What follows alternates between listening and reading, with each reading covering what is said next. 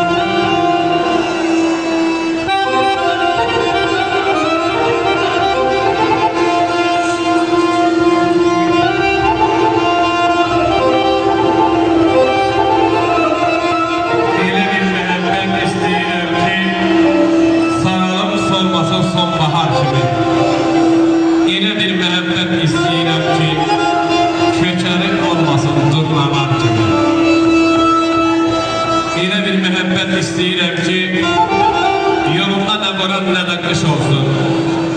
Elə bir məhəbbət istəyirəm ki, haqqı önünə qaytarmış olsun. Elə bir məhəbbət istəyirəm ki, qulaqdan saf olsun, göylərdən ucaq. Elə bir məhəbbət istəyirəm ki, unuda bilməyim ömrü boyunca.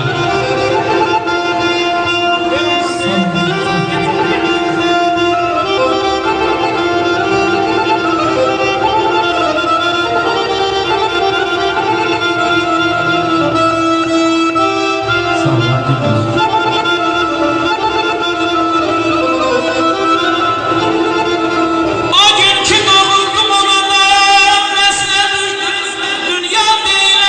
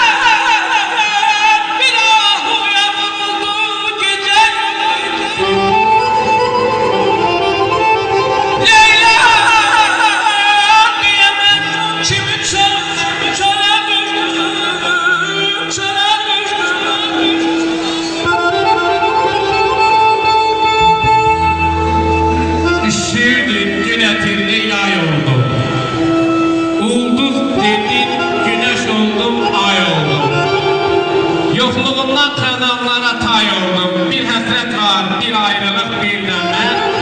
Necə olub, sən olmayan yerdə mən. Çay daşıyam, su qopsa da çaylıyam.